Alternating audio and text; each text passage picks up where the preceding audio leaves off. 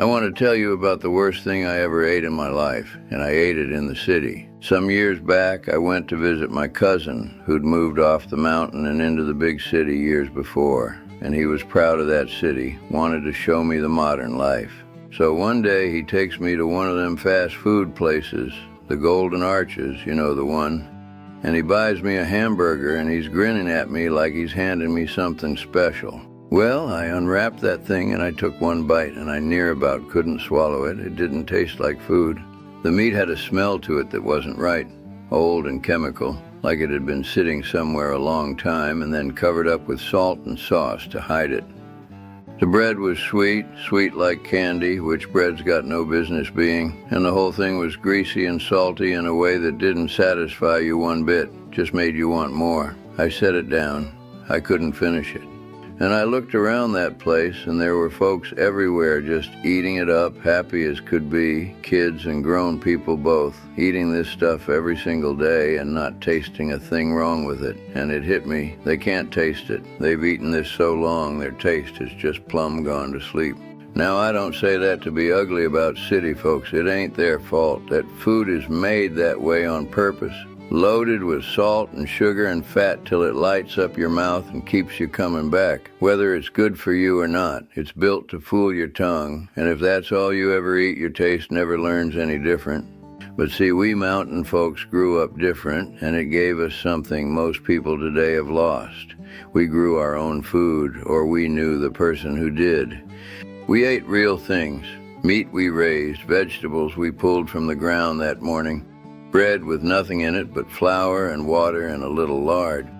And when that's what you eat your whole life, your taste gets trained, sharp. You learn exactly what good food tastes like and smells like and feels like, which means the second something's off, the second food's starting to turn, you know it instantly. Your own body sounds the alarm. That trained taste wasn't just for pleasure, it was for survival, because back home there was no date stamped on anything, no refrigerator half the time, and a body had to know, is this good or has it gone bad? Today I'm going to teach you how the old mountain people trained their senses to know good food from spoiled, the real ways that still work.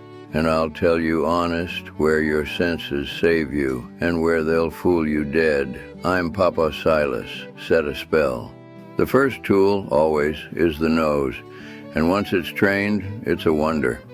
Meat that's turned smells sour or sharp like ammonia or like sulfur, like something dead, and once you've smelled it, you never forget it long as you live. Milk gone off hits your nose before it ever reaches your lips. A bad egg, well, there's a reason we say something smells like a rotten egg. Here's why the nose works so good. When food starts to spoil, the little bugs and molds breaking it down give off sour gases, and your nose was built by the good Lord to catch exactly that. My mama could catch a turned crock clear across the cellar. So here's your first rule, and it's a good one to live by. Trust your nose. When something smells wrong to you, it near about always is. Don't you ever talk yourself out of it. Then the eyes. A trained eye knows the look of good food and the look of gone food. Mold, that fuzzy green or white or black growth, is a plain sign. And here's the part folks get wrong. It's a warning to the whole thing, not just the spots you see. On soft foods, that mold runs threads down deep where you can't see them, so you don't just scrape it off and eat below. You throw the whole thing out. Slime, that slick, shiny film on a piece of meat, means the bacteria's taken hold, and it's done. Color gone off, the meat gone gray or green, green's gone dark and slimy, milk gone to clots. All of it tells the trained eye the same thing. This is turned and it's not going on the table. Here's one you can do this very evening, and the old folks used it every day. A hen don't stamp a date on an egg, so you set the egg gentle in a bowl of water. A good fresh egg is heavy and full, so it sinks and lays flat on the bottom. As an egg ages, an air pocket grows inside, so an older egg stands up on one end, and a real old spoiled one floats clean to the top. An egg that stands is usually still fine, just older. But one that floats, You take that one far from the house before you ever crack it, because a truly rotten egg is a smell you will be sorry you met. Now I've got to stop and tell you the most important thing in this whole video. And it's a hard truth, so listen to your papa close, because this one has killed careful people who did everything else right.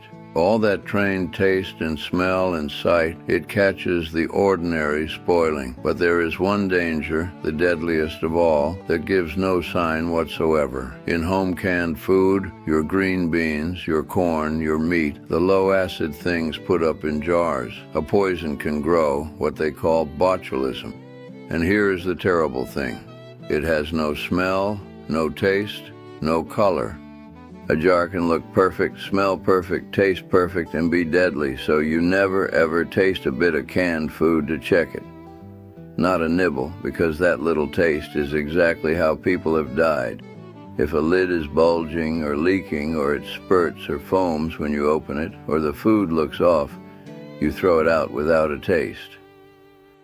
And the real safeguard the government food folks tell you to this day: take your home-canned low-acid foods and boil them hard, a full rolling boil, 10 minutes before you eat them. That heat breaks down the invisible poison. Your trained senses judge the ordinary. Boiling handles the killer you can't taste. And when you're in the least doubt, you throw it out. No jar of beans is worth your life. So why did mountain folks never trust store food? And I'll be fair, not fearful. It wasn't that store food was poison. It was that store food was unknown. When my mama pulled a ham from her own smokehouse, she knew that hog, knew when it was killed, knew every grain of salt that cured it. Store food. You didn't know how old it was, where it came from, how long it sat, who handled it, or what was done to it to keep it looking fresh. And the thing about food is, what you can't know, you can't judge. That was the mountain wisdom. A body ought to know its own food from the ground to the plate. Most folks today couldn't tell you one thing about where their supper came from. And that McDonald's hamburger that started all this, that was the taste of not knowing, food from nowhere, made to fool a tongue that never learned better. So train your taste, eat real food, know where it comes from, and let your senses get sharp again, but stay humble about the danger you can't taste. And when in doubt, throw it out. The old mountain people could taste the difference between living food and dead food because they never let their senses go to sleep. That's a thing worth getting back. Tell me down in the comments. Do you remember when food tasted like something? What did your people raise or put up? I read everyone. I've got more of the old ways to share. I'll put another right up on your screen. I'm Papa Silas. Come set with me again. Come set with